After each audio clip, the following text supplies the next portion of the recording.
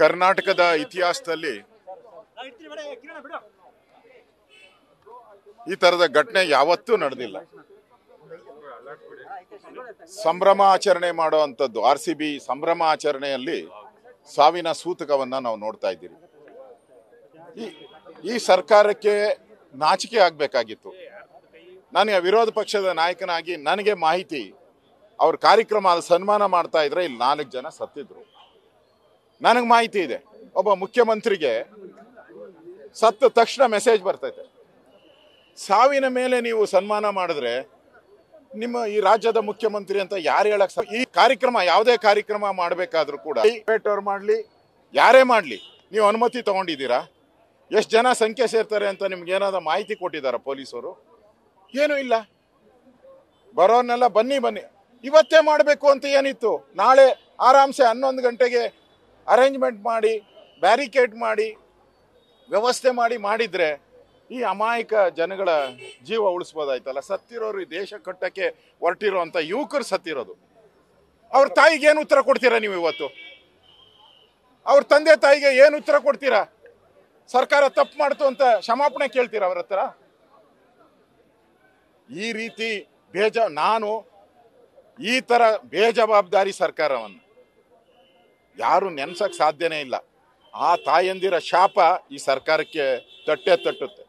ಸರ್ಕಾರ ಆತರ ಅನ್ನೋದಕ್ಕಿಂತನೂ ಕೂಡ ಮೈ ಮರಿತು. ಒಬ್ಬ ಜವಾಬ್ದಾರಿ ಯಜಮಾನ ಅಂತ ಹೇಳಿದ್ರೆ ಅವನಿಗೆ ಜವಾಬ್ದಾರಿ ಇರಬೇಕು. ಆ ಜವಾಬ್ದಾರಿಯನ್ನ ಮರೆತು ಸೋಮಾರಿತನದಲ್ಲಿ ಕಾರ್ಯಕ್ರಮ ಮಾಡಿರೋದು. ಪೊಲೀಸ್ ಅಧಿಕಾರಿಗಳು ಕೈಕಟ್ಟು ನಿಂತ್ಕೊಂಡಿದ್ರು. ಏನು ವ್ಯವಸ್ಥೆ ಮಾಡಕ? ನೀವು ಒಂದಿನದಲ್ಲಿ ನೀವು ಏಕಾಏಕಿ 6 ಗಂಟೆ ಮುಂಚೆ ಅನೌನ್ಸ್ ಮಾಡ್ಬಿಟ್ಟು ಮೆರವಣಿಗೆ ಇದೆ ಬನ್ನಿ ಅಂತೀರ. ಆಮೇಲೆ ಮಂತ್ರಿಗಳು, ಹೋಮ್ ಮಿನಿಸ್ಟರ್ ಬಂದು ಮೆರವಣಿಗೆ ಕ್ಯಾನ್ಸಲ್ ಅಂತೀರ. ಜನ ಎಲ್ಲಿಗೋಗ್ಬೇಕು? 2 ಕಡೆ ಕಾರ್ಯಕ್ರಮ ಮಾಡೋ ಅವಶ್ಯಕತೆ ಏನಿತ್ತು ನಿಮ್ಗೆ? ಒಂದ್ ಕಡೆ ಮಾಡಿದ್ರೆ ಪೊಲೀಸರು ಒಂದ್ ಕಡೆ ಗುಂಪಾಗಿ ನಿಂತು ಅದನ್ನ ಕಂಟ್ರೋಲ್ ಮಾಡೋ ಅವಕಾಶ ಆಯ್ತು ಪೊಲೀಸರು. ನೀವು 2 ಕಡೆ ಕಾರ್ಯಕ್ರಮ, ಕನ್ಫ್ಯೂಷನ್. ಮೆರವಣಿಗೆಯಲ್ಲಿ ದಾರಿ ಉದ್ಕೊಂಡು ನಿಲ್ಸ್ಬೇಕಾ? ಇಲ್ಲಿ ಈ ಕಾರ್ಯಕ್ರಮಕ್ಕೆ ಬರ್ಬೇಕಾ? ಆ ಕಾರ್ಯಕ್ರಮ ಏನು ಕೇಳೋರಿಲ್ಲ. ಈ ಕಾರ್ಯಕ್ರಮ ನಿಜಕ್ಕೂ ಇದೊಂದು ಹೃದಯವನ್ನ ಕಲ್ಕೋದು. ಇದು ನಮ್ಮ ನ್ಯಾಷನಲ್ ಅಲ್ಲ, ಇಂಟರ್ನ್ಯಾಷನಲ್ ಸುದ್ದಿ ಆಗಿದೆ. ಕರ್ನಾಟಕದ ಮಾನ ಮರ್ಯಾದೆಯನ್ನ ಹರಾಜಾಕ್ಬಿಟ್ರಿ ಇವತ್ತು ನೀವು. ಕರ್ನಾಟಕದ ಪೊಲೀಸ್ ಅಂತ ಹೇಳಿದ್ರೆ ಇಡೀ ದೇಶದಲ್ಲಿ ಒಂದು ಹೆಗ್ಗಳಿಕೆ ಇತ್ತು. ಶಿಸ್ತು, ಸಂಯಮ ಪೊಲೀಸ್ ಇಲಾಖೆಗಿತ್ತು. ಅವೆಲ್ಲವನ್ನ ಗಾಳಿಗೆ ತೂರಿಸ್ಬಿಟ್ರಿ ಇವತ್ತು. ಇಡೀ ಪೊಲೀಸ್ ಇಲಾಖೆಯ ಫೇಲೂರನ್ನ ಇಡೀ ದೇಶಕ್ಕೆ ಮುಂದೆ ಬೆತ್ತಲೆ ಮಾಡಿಬಿಟ್ರಿ ನೀವು. ಹೇಳಿದ್ದೀನಿ ಅದು. ಈಗಾಗಲೇ ನಾನು ಪ್ರಶ್ನೆಯನ್ನ ರಾಜ್ಯ ಸರ್ಕಾರಕ್ಕೆ ಕೇಳಿದ್ದೀನಿ. ನೀವು ಎಷ್ಟೇ ದೊಡ್ಡ ವ್ಯಕ್ತಿ ಇದ್ರೂ ಕೂಡ ಏನೇ ಕಾರ್ಯಕ್ರಮ ಮಾಡಬೇಕಾದ್ರೆ ಪೊಲೀಸ್ ಪರ್ಮಿಷನ್ ತಗೋಬೇಕಾಯ್ತು. ತಗೊಂಡಿದ್ರ? 2ನೇ ಪ್ರಶ್ನೆ, ನೀವು ಸನ್ಮಾನ ಮಾಡಕ್ಕೆ ಮುಂಚೆನೆ ಅಲ್ಲಿ 4 ಜನ ಸತ್ತೋದ್ರು. ಅದ್ರ ಮಧ್ಯೆ ಸನ್ಮಾನ ಮಾಡಿದಿರ, ಇದು ನ್ಯಾಯನಾ? ಇಷ್ಟೊಂದು ಅಜಾಗರೂಕತೆ ಮಾಡಿ ಈ ಸಾವಿಗೆ ಯಾರು ಕಾರಣ? ನೀವು ತಲೆ ಕೊಡ್ತೀರಾ ಇದಕ್ಕೆ? ಈ ಸಾವಿಗೆ ತಲೆ ಕೊಡ್ತೀರಾ ನೀವು? ಸರ್ಕಾರ, ಮುಖ್ಯಮಂತ್ರಿಗಳು ತಲೆ ಕೊಡ್ತೀರಾ? ಈ 3 ಪ್ರಶ್ನೆಯನ್ನ ನಾನು ಸರ್ಕಾರಕ್ಕೆ ಹೇಳ್ತಾ ಇದ್ದೀನಿ. ಇದು ನಿಮ್ಮ ಈ ಸರ್ಕಾರ ಇವತ್ತು ನಡೆದಂತ ಘಟನೆ ಇಡೀ ದೇಶದ ಮುಂದೆ ಈ ಸರ್ಕಾರ ಚೀಮಾರಿ ಹಾಕ್ಸ್ಕೊಂತ ಇದೆ.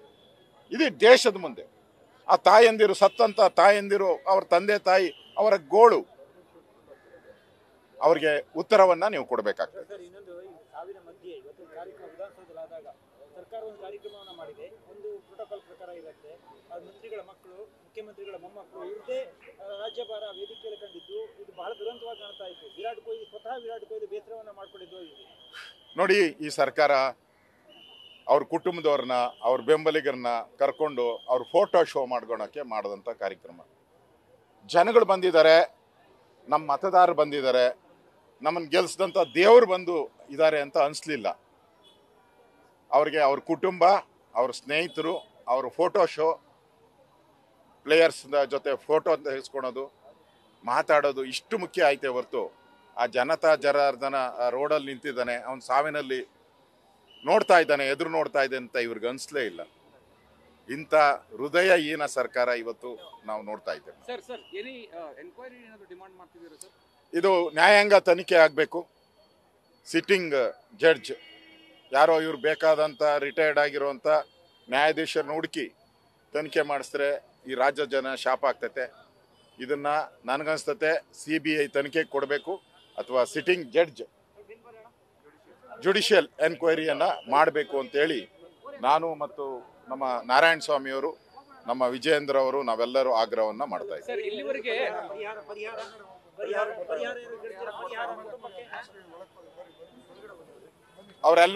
ಅವರೆಲ್ಲರಿಗೂ ಕೂಡ ಪರಿಹಾರ ಕೊಡಬೇಕು. ಈ ಸಾವಿಗೆ ನೀವೇ ಕಾರಣ, ಅದಕ್ಕೆ ಅವರಿಗೆ ದೊಡ್ಡ ಮೊತ್ತದ ಪರಿಹಾರ ಕೊಡಬೇಕು ಅಂತ ಆಗ್ರಹವನ್ನು ಮಾಡ್ತೀವಿ. ನ್ಯೂಸ್ ಫಸ್ಟ್ ನಿರ್ಭೀತಿಯಿಂದ ನಿಮ್ಮ ಪರವಾಗಿ.